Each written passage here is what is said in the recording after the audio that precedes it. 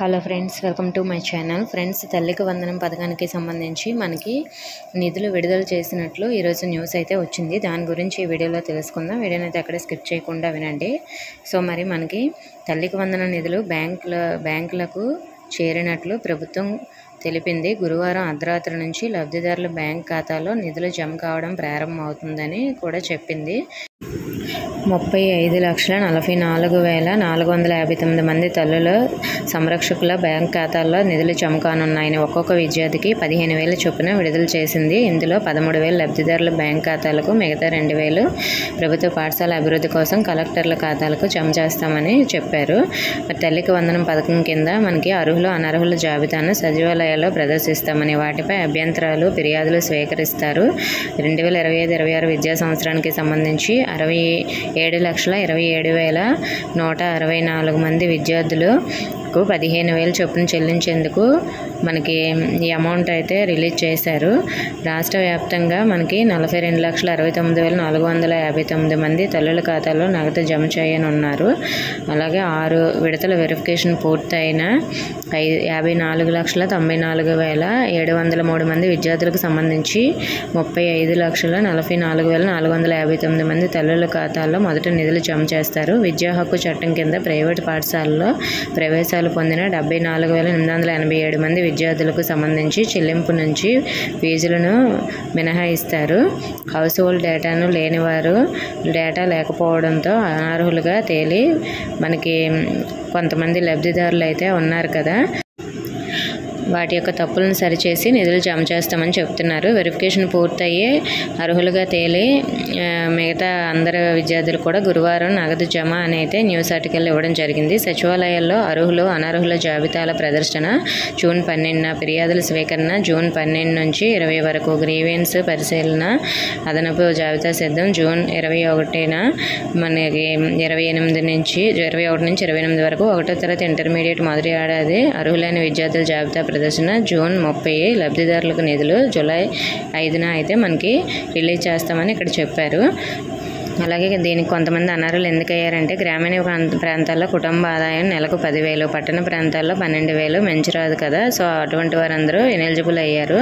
కుటుంబంలో కనీసం ఒకరికి రేషన్ కార్డు ఉండాలి. కుటుంబానికి మాగాని 3 ఎకరాలు, మెట్ట 10 ఎకరాల లోపు లేదా 2 కనీసం 10 ఎకరాల లోపు ఉండాలి. కుటుంబ సభ్యుల్లో ఎవరికైనా 4 చక్రాల వాహనం ఉంటే అర్హత లేదు అని, అలాగే ట్యాక్సీలు, ట్రాక్టర్లు, ఆటోలకు మినహాయింపు ఉంటుందని, విద్యుత్ వినియోగం 12 నెలలు సగటు నెలకు 300 యూనిట్లు ఉండాలని, పురపాలికల పరిధిలో 1000 చదరపు అడుగుల కంటే ఎక్కువ స్థిరాస్తి కలిగి ఉండకూడదని, కేంద్ర రాష్ట్ర ప్రభుత్వ ఉద్యోగులు పదవీ విరమణ తర్వాత పెన్షన్ పొందిన వారు అర్హులు కాదు, మన పారిశుద్ధ్య కార్మికులు మినహాయింపు ఉంటుందని, కుటుంబ సభ్యులు ఎవరైనా ఆదాయ పన్ను చెల్లిస్తే వాళ్ళు కూడా అర్హులు కాదంట. మనకి లబ్ధిదారులు రాష్ట్ర గృహ డేటాబేస్ ఉండాలి. విద్యార్థి ఉండి తల్లి డేటాబేస్లు లేకపోతే క్షేత్రస్థాయిలో పరిశీలన చేసి మ్యాపింగ్ చేస్తామని, విద్యార్థులు 1 నుంచి ఇంటర్మీడియట్ ద్వితీయ సంవత్సరం వరకు గుర్తింపు పొందిన పాఠశాల, జూనియర్ కళాశాలలో చదువుతూ ఉండాలని, ఐటీఐ, పాలిటెక్నికల్, IIT విద్యార్థులకు ఇది వర్తించదు అని, మనకి విద్యార్థులకు కనీసం 70% హాజరు కలిగి ఉండాలని, 1 నుంచి ఇంటర్మీడియట్ మొదటి సంవత్సరంలో విద్యార్థులు ప్రవేశాలు పూర్తయిన తర్వాత ఆర్థిక సహాయం చేస్తామని చెప్పారు. మరి అర్హత ధృవీకరణ పూర్తయిన తర్వాత గ్రామ వార్డు సచివాలయాల విభాగం సంక్షేమ ఆర్థిక శాఖను కలిసి సమన్వయంతో నిధుల బదిలీ ప్రక్రియ అమలవుతుందని, విద్యా హక్కు చట్టం కింద ప్రైవేట్ పాఠశాలలో చేరిన విద్యార్థులకు ప్రభుత్వం నిర్ణయించిన ఫీజు మేరకు సమగ్ర శిక్షణ అభియాన్ నోడల్ ఖాతా ద్వారా ఆయా పాఠశాలలకు నేరుగా చెల్లిస్తారు. ఫీజు చెల్లింపు మొత్తాన్ని మినహాయించి మిగతా మొత్తాన్ని లబ్ధిదారుల బ్యాంక్ ఖాతాకు జమ చేస్తారంట. కేంద్ర ప్రభుత్వ పథకాల కింద ప్రీ మెట్రిక్, పోస్ట్ మెట్రిక్ ఉపకార వేతనాలు పొందుతున్న SC, ST, BC, మైనార్టీ వర్గాల విద్యార్థులకు ఆ మొత్తాన్ని మినహాయించి మిగిలిన మొత్తాన్ని తల్లికి వందనం కింద చెల్లిస్తారు. సామాజిక ఆడిట్ కోసం లబ్ధిదారుల ఖాతాను గ్రామ వార్డు సచివాలయాల్లో ప్రదర్శిస్తారు. అర్హత ఉండి ఎవరైనా అనర్హులుగా తిరస్కరిస్తే గ్రామ వార్డు సచివాలయాల్లో ఫిర్యాదు చేసుకోవచ్చు అని కూడా మనకి ఇక్కడ ఇచ్చారు. ఫ్రెండ్స్, మరి మనకి నిన్నటి నుంచి అంటే నిన్న నైట్ నుంచి అమౌంట్ అయితే అకౌంట్లో క్రెడిట్ అవుతుందని ఇక్కడ చెప్తున్నారు. మరి మీకు అమౌంట్ క్రెడిట్ అయ్యిందేమో కామెంట్ చేయండి. సో నేను ఒక వీడియో చేశాను, జూలై 5న రిలీజ్ అవుతుందని. సో జూలై 5న మనకి అందరికీ అకౌంట్లో క్రెడిట్ అవుతాయని సచివాలయం గ్రూప్లో ఒక మ్యాటర్ అయితే వచ్చిందండి. సో అది నేను నిజమేనని వీడియో చేశాను. సో మరి అది నిజం కాకపోవచ్చు, అది ఎవరో మనకి ఫార్వర్డ్ చేసిన మెసేజ్ అయ్యి ఉండొచ్చు. సో మరి నేను అది క్లారిటీగా కన్ఫర్మ్ చేసుకోలేదు. సచివాలయం గ్రూప్లో వచ్చిందంటే అది నిజమనే అనుకొని వీడియో చేయడం మిస్టేక్ అయిందండి. సో మరి అమౌంట్ అయితే ఈరోజు నుంచి క్రెడిట్ అవుతుంది. కొంతమందికి ఈరోజు క్రెడిట్ అవ్వచ్చు, ఇంకొంతమందికి రేపు అలా క్రెడిట్ అవ్వచ్చు. కొంచెం లేట్ అయితే అవ్వచ్చు, ఎవరు కంగారు పడకండి. సో మరి నిన్న చేసిన మిస్టేక్ వల్ల చాలామంది డిసప్పాయింట్ అయ్యారు. సో నేనైతే అందరికీ సారీ చెప్తున్నాను. నిన్న సచివాలయం గ్రూప్లో వచ్చింది, అది కరెక్ట్ కాదని నేను అనుకోలేదు.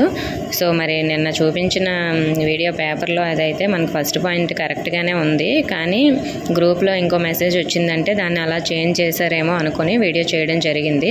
సో మీకు ఎవరికైనా అమౌంట్ ఈరోజు నుంచి క్రెడిట్ అయితే కిందన కామెంట్ అయితే చేయండి. సో నా ఛానల్లో మిస్టేక్స్ వీడియోస్ చెయ్యాలని నేను అనుకోవట్లేదు, కానీ నిన్నైతే పొరపాటు అయింది. మీకు తెలిసే ఉంటుంది, నా ఛానల్లో సచివాలయంకి వచ్చిన ఇన్ఫర్మేషన్ అంతా వస్తుంది కాబట్టి. సో అది కూడా వచ్చేసింది. మరి ఇలా రాంగ్ ఇన్ఫర్మేషన్ సచివాలయం గ్రూప్లో కూడా వస్తుందని నాకు కూడా అర్థం అవ్వలేదు. నిన్న అర్థమైంది. సచివాలయం గ్రూప్లో వచ్చినా కూడా ఒకసారి కన్ఫర్మ్ చేసుకొని అయితే ఇక నుంచి వీడియోస్ చేస్తాను. సో మరి మా హస్బెండ్ సచివాలయం వెల్ఫేర్ అని మీకు తెలుసు కదా. సో అందుకే గ్రూప్లో వచ్చిన మెసేజెస్ నేను వీడియోస్ రూపంలో షేర్ చేస్తున్నాను. ఓకే ఫ్రెండ్స్, మీకు ఇంకా ఏమైనా డౌట్స్ ఉంటే కామెంట్ చేయండి. ఎవరికైనా అమౌంట్ పడితే కింద కామెంట్ అయితే చేయండి. ఇన్ఫర్మేషన్ నచ్చితే వీడియోని లైక్ చేసి మీ ఫ్రెండ్స్కి కూడా షేర్ చేయండి. కొత్తగా మన ఛానల్ చూస్తున్న వారు సబ్స్క్రైబ్ చేసుకుని పక్కన ఉన్న బెల్ ఐకాన్ ఆల్ అనే ఆప్షన్లో పెట్టుకోండి. Thank you for watching.